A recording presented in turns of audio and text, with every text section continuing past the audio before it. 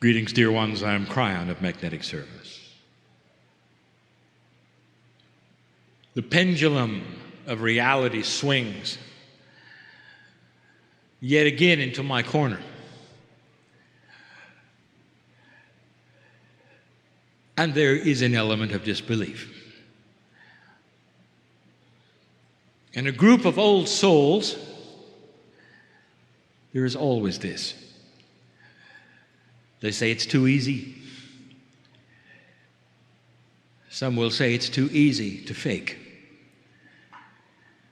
And so we say this to you before we begin this discussion. It's about love.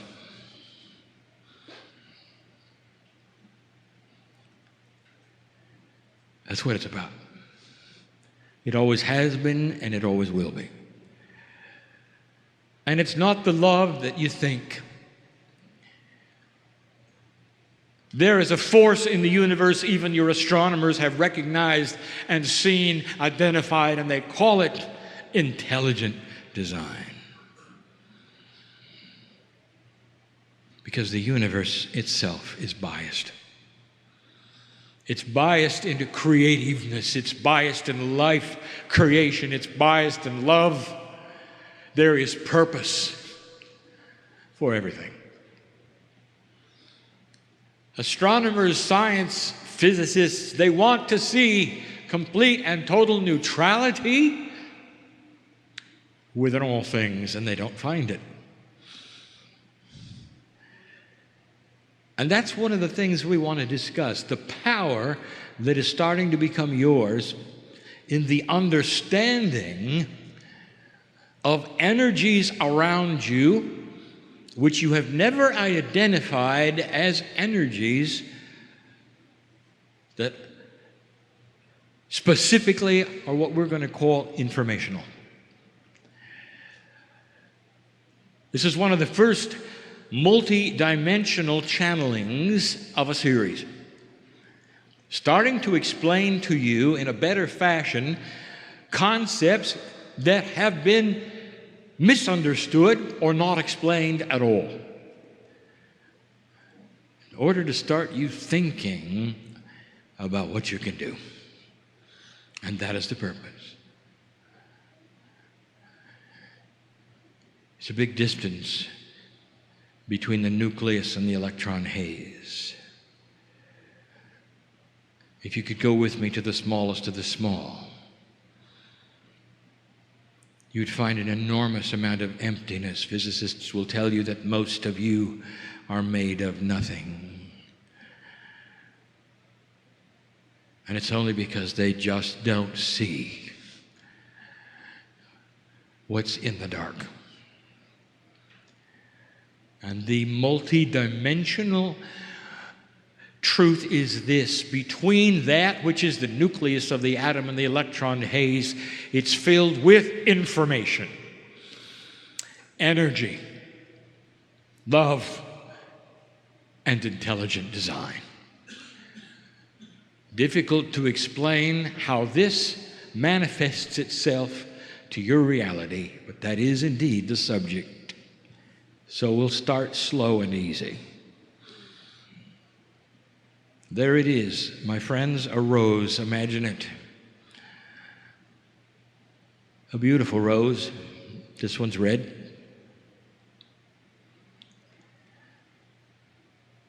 And you don't like it. You don't like the thorns, perhaps. Maybe you don't even like the color, perhaps. And you say to yourself, I'd like it a lot better if it was a daisy. But it's a rose. Now, in single-dimensional digit thinking, or law 3D, the scenario is this: it's too bad you've got a rose when you wanted a daisy. Because it'll always be a rose, you know.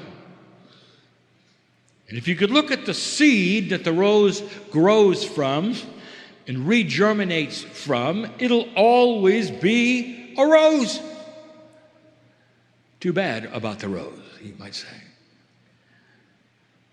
And so the consensus of thinking and the actions around it are this: it will always be a rose, therefore I will never be able to change it.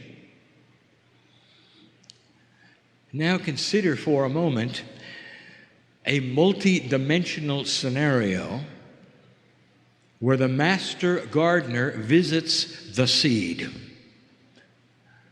Imagine for a moment that the master gardener can tell that which is the seed to systemically alter the information of what it is.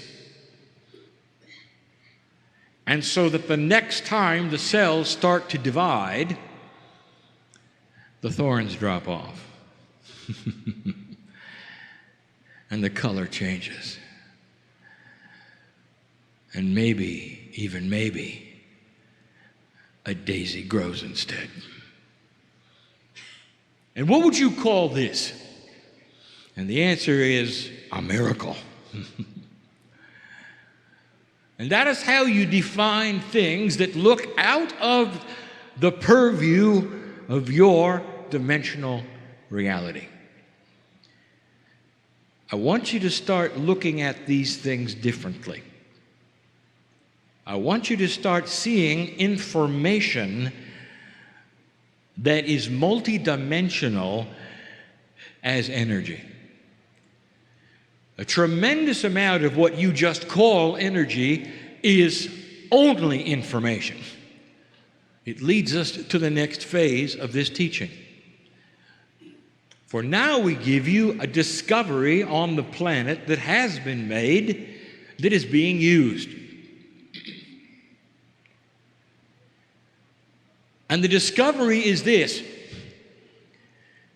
that you can address the cells, that is to say, the DNA portion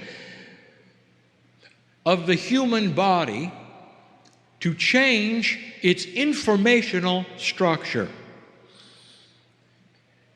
Not to belabor an issue, but you must remember what the scientists discovered about DNA. 5% of it is chemical, protein-encoded, gene-producing engine. 95% seems to do nothing. So what you have is this: a DNA structure, one DNA loop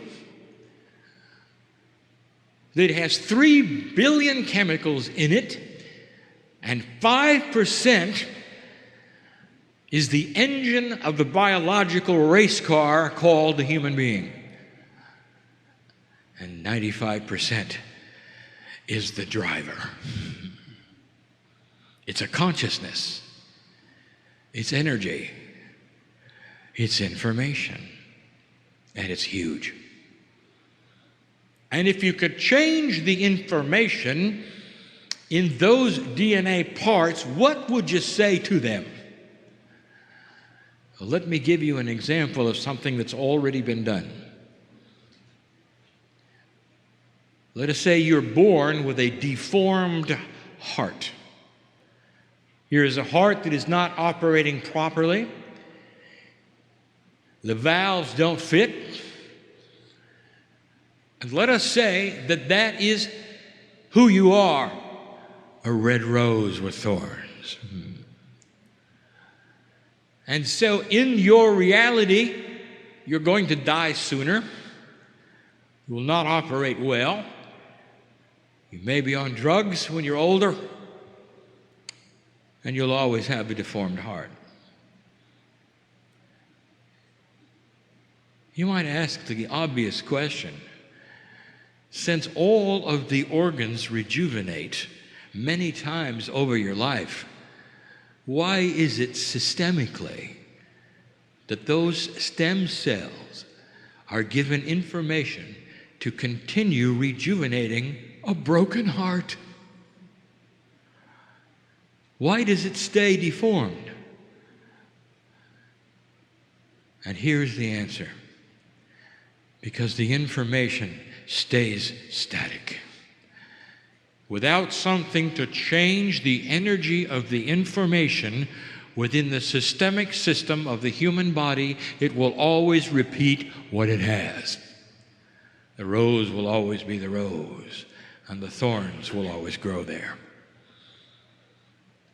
What if you could literally change the information in the 90% of your DNA? What if you could change not only the information systemically, but even subconsciously as to who you are and why you're here?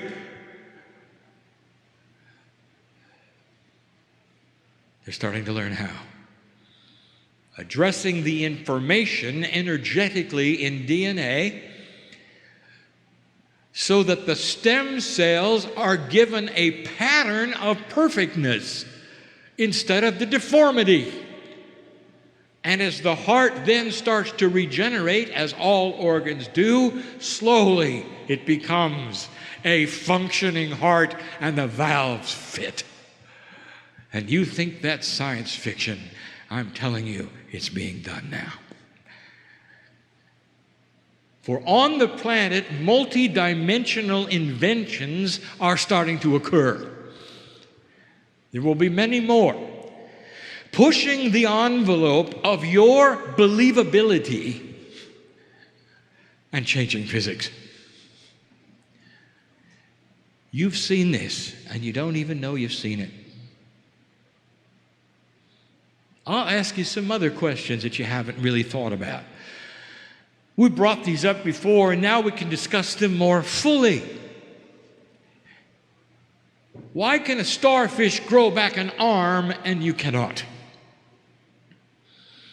Because the programming in your body, in your DNA, in the information, the race driver driving the car has been instructed that those kinds of things only are to be done in the womb.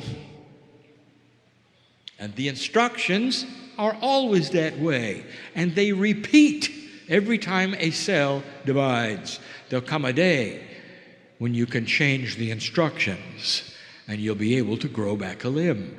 All of the chemistry is there. It's not that hard. But the instructions say you can't. And so they don't grow back. Imagine the race car driver in a splendid machine that can go for so long with instructions that he can only turn left. That's what a race car driver does, you know. What if you straighten out the racetrack and suddenly you got a left-hand only driver? What happens to the driver when the racetrack straightens out and he doesn't know how to do anything but make left turns? You got to change the information that he has. And that is what is being done. When the spinal cord is severed, there is chemistry that races to the place of the severing, so it won't grow back. Did you know that? There is a hormonal proteinal structure that actually keeps it from growing back. How does that serve humanity? Well, it doesn't. Nerves are designed to grow back. And they don't. Did you know they even have addresses, color codes? They can find each other in the dark and grow back. And they don't. Because built into the race driver's information is not to grow back a spinal cord severing.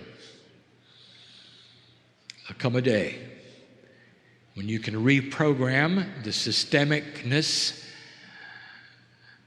Stem cells exist everywhere in the human body, alive and well.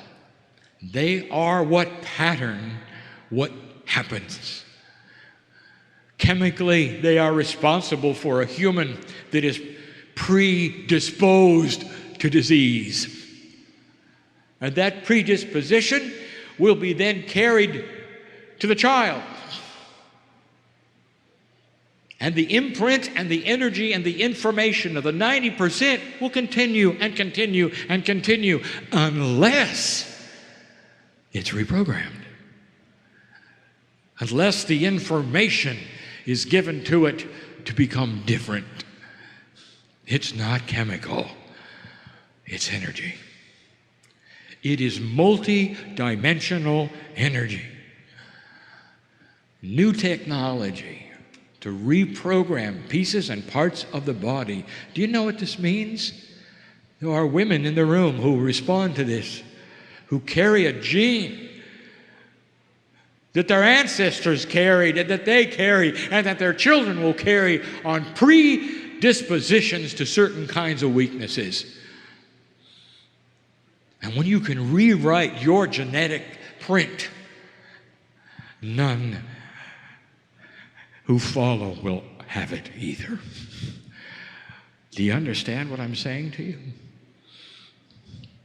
Your children and your children's children will only have the reprogramming. They will not have the original information.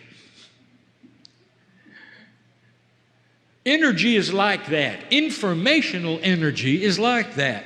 And there's a lot of it on the planet. There are systems on the planet that have been misunderstood for a long time. Let me give you a couple. This is controversial. You may not agree. You may not like it. But I'm going to give it to you anyway. Humans love things that go bump in the night. They love to be frightened. They love to be scared. They love movies that scare them. And they love haunted places. Have you seen the upsurge in the interest of haunted places? Now let me tell you what they are and why they work the way they do. And now we get into the power of the information of the Akash. Human consciousness carries an imprint which affects the planet. And we have told you this from the beginning, 21 years of it. Human consciousness is what is going to change the planet. Human consciousness is information. It is information that you develop based upon what you think. And it's powerful.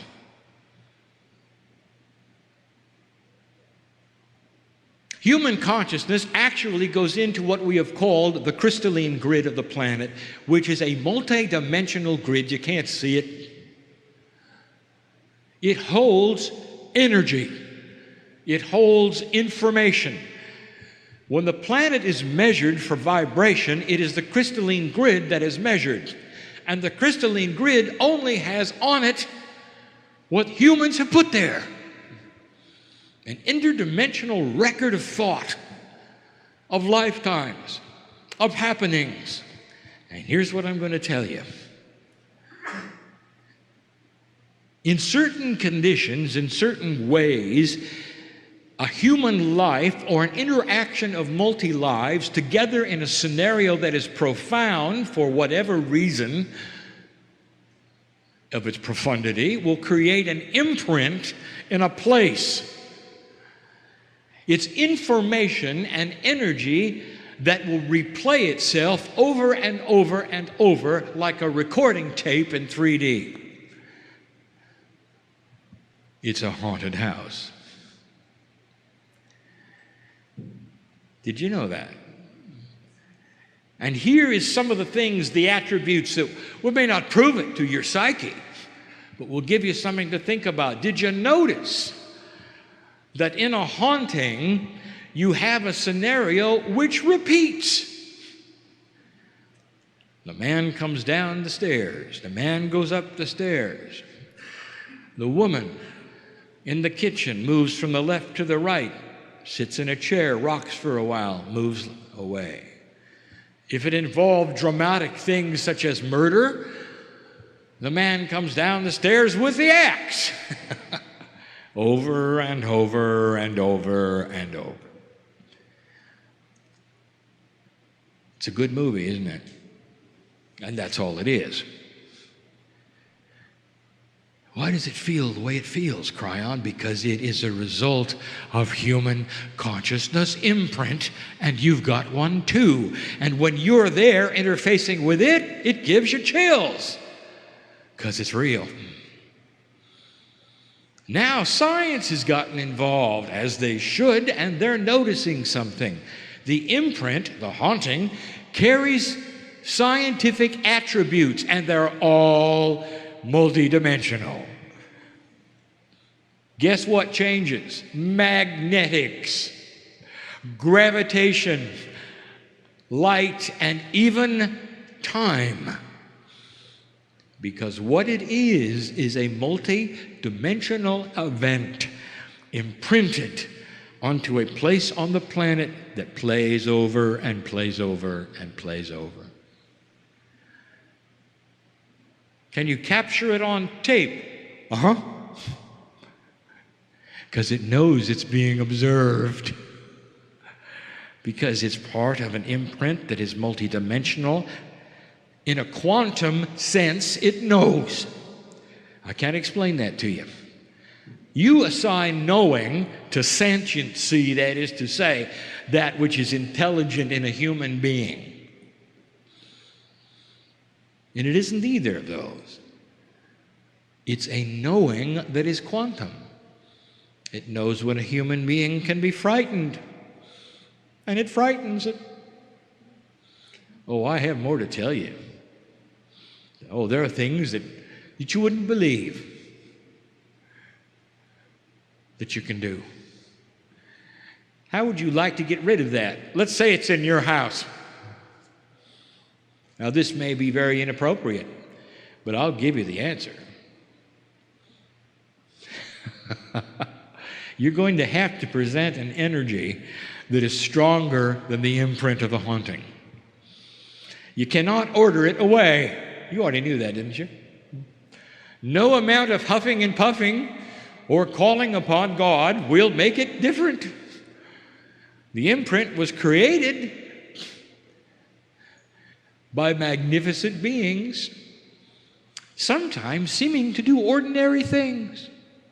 There's a reason for that as well. You don't know who they were. You don't know the old souls involved. You don't know who it is, really. You've got to present an energy that is stronger than the haunting. Now, what could that be? As inappropriate as it is, I will tell you. Why don't you make love in that room? That'll do it. Because that's stronger.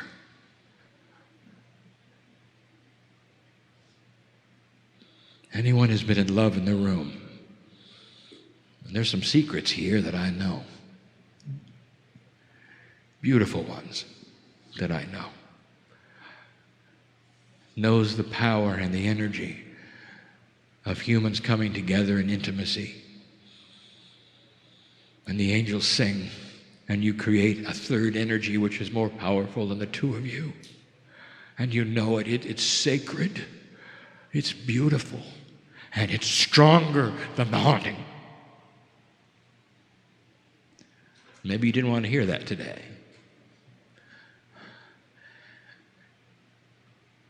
Well, what about other things? What about like demon possession and all these? And I will tell you this, it's different than you think. Because there are no demons.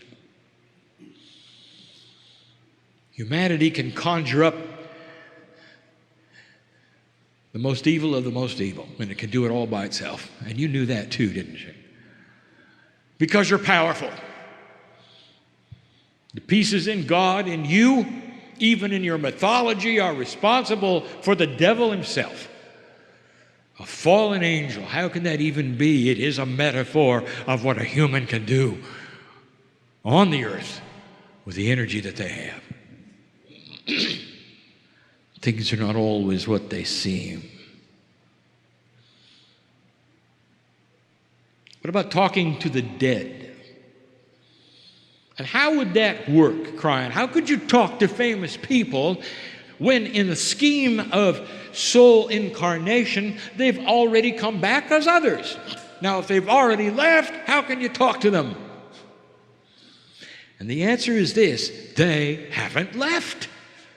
Oh, the part that you think is the human left, but the imprint of them and their entire life and everything they knew, their consciousness, their wisdom, their knowledge, goes right into the crystalline grid. We've talked about this before. Can you contact famous people and get information? Yes. Will it be accurate? Of course, because you're talking to the source. The imprint remains. You mean you're not actually talking to them? You're talking to the imprint? Let me give you something to think about. I'm going to ask a question right now. It's going to be a rhetorical one. Who are you? I have old souls in front of me. There's a woman in the room who won't wear red. And you know who you are. I'll tell you why, because it got you killed. Because that was the color of the plume on your helmet, warrior. Because you were the captain, and they knew if they would take you out, your whole regiment would be in disarray, and that's what happened. Not only kill you, killed everyone around you. You'll never wear red. You just don't like the color. It's just not for you. You shun it, don't you? Old soul, who are you? Who are you? Are you the warrior who got killed? Are you the woman who won't wear red? Are you the mother? Who are you? It is a rhetorical question because in my reality, you are a piece of God. And so when you go to that place where you wish to conjure up one who has lived before and ask them questions, who are you talking to? Are you talking to the Urkosh of a soul? Are you talking to that which is alive or dead? I will tell you, none of those things are accurate because you don't really know. It's even more magnificent than that. Can you ask Aunt Martha where the treasure was buried? Yes! And she'll know, because you're talking to the Aunt Martha imprint. And she'll know. Now, if you ask Aunt Martha, how are things on the other side? She'll say, beautiful. What's it like over there? Lovely. No, give me some specifics. I love you. She doesn't know. Aunt Martha knows what Aunt Martha knows. You think of it in singularity, and it's not. It's powerful, it's real, and it's there to be accessed. It's multidimensional, and those with gifts can access the wisdom of the ancients. Go back and ask them what they knew. Go back and ask them how it felt. Go back and ask them where the treasure is buried. You're going to see some of this. And those in the places of magnificence on this planet, wearing the costumes of spirituality, and the heads of state and religion will call it evil and will call it occult, not understanding that you are moving into a multidimensional state, appropriate, accurate, true, usable, correct, helpful. All of those things. Does that make sense to you? Let me give you a concept, and this will be the last one. I've saved the complicated one for last. That's my favorite one. We haven't done this before, my partner, so get it right.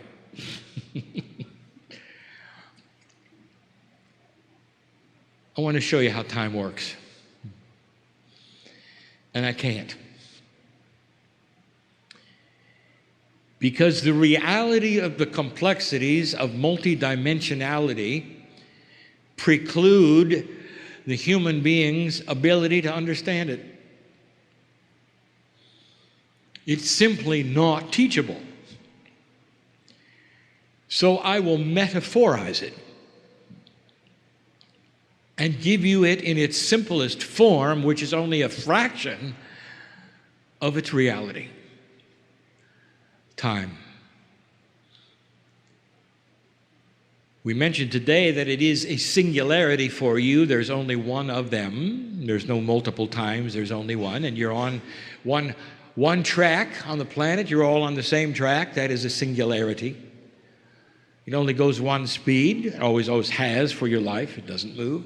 The truth of it is it moves all the time. Another truth you don't understand is that each of you can step off the track and create a faster or slower one. You don't know that either. How do we explain this? So let me singularize it and pretend you're all on the same track for a moment. That's what you think anyway. That's easy. And I want you to build a track, a train track, which is time. I want you to put an engine upon it which goes in one direction very slowly, and that's you and your life. I want you to make the train track, however, go all the way around the earth. Now, to your perception, because you can only see to the horizon, the train track goes straight. The truth of the matter, it goes all the way around the earth, and you're looking at it behind you.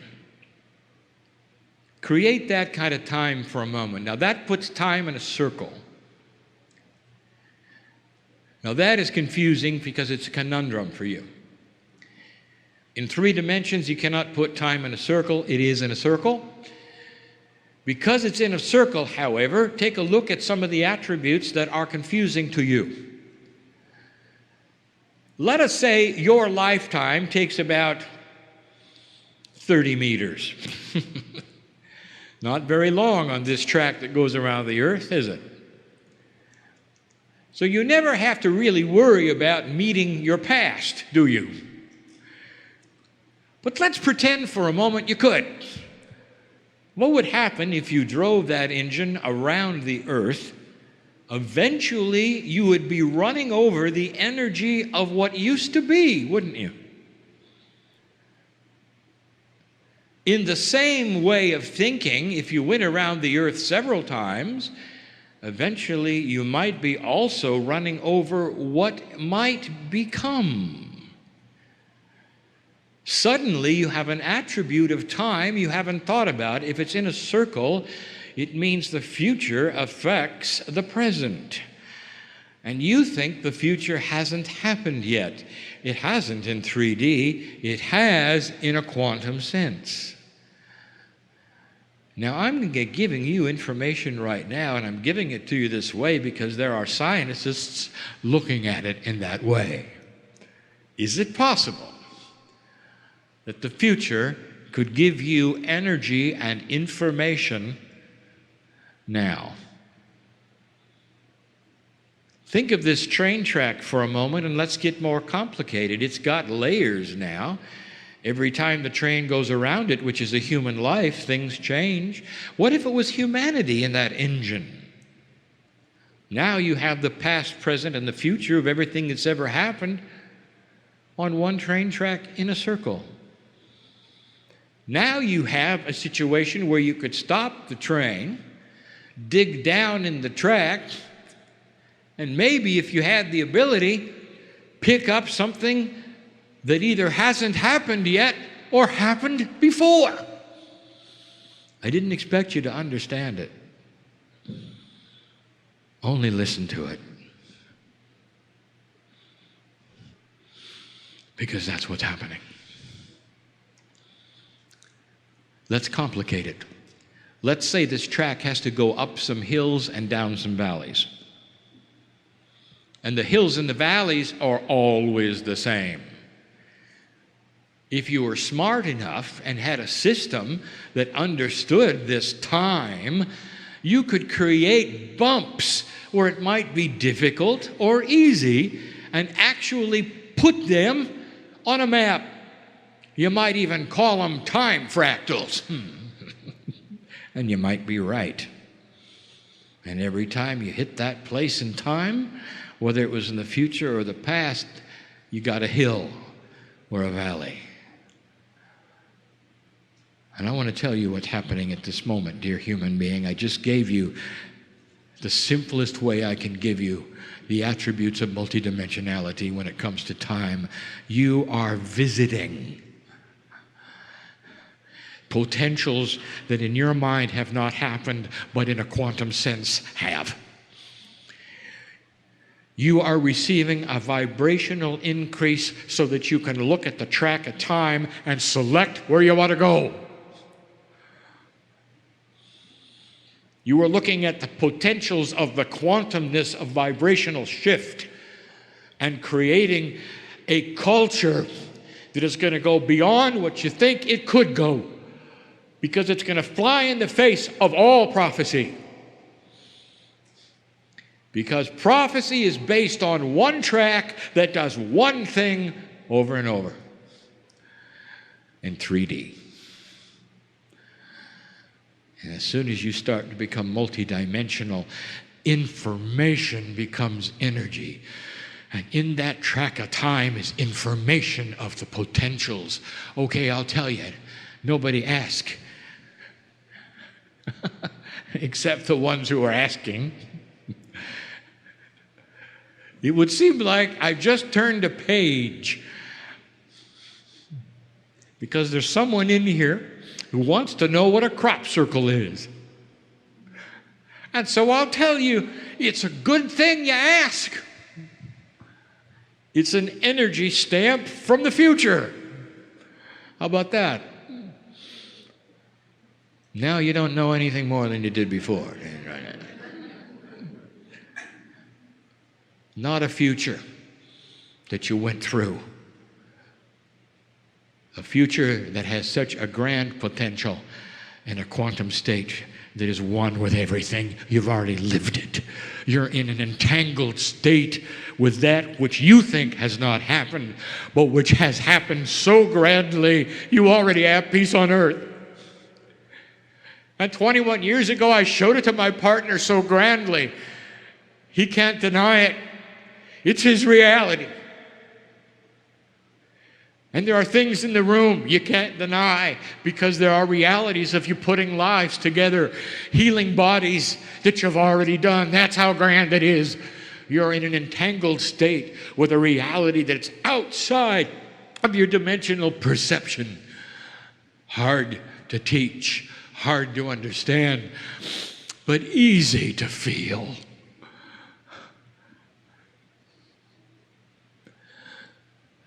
Easy to feel.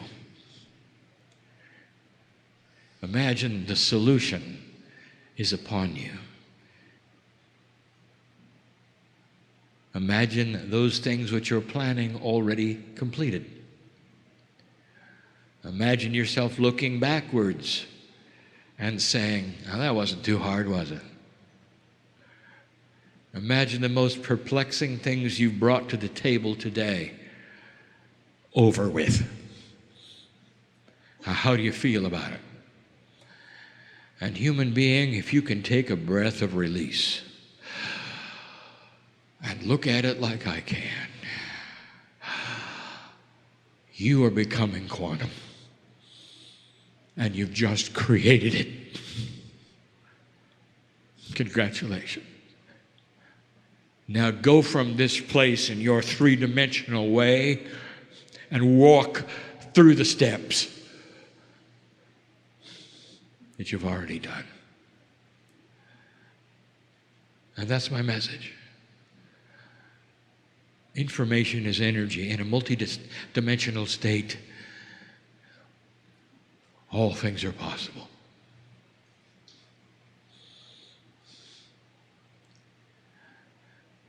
You come here to listen to a thing like this. Old soul, you wouldn't have missed this. And I'm not talking about this meeting. I'm talking about this life. How many times have you lived waiting for this? What do you think the wisdom factor is in your Akashic record? If you've lived and lived and lived and lived and lived, how about that track of time? How many layers does it have for you? What about going in, drilling down, and picking up the wisdom of your ancients? Because many of you are your own ancestors. It's about time you started seeing it in that way. My partner says, leave differently than you came. He got that from me. Do it. Do it. And so it is.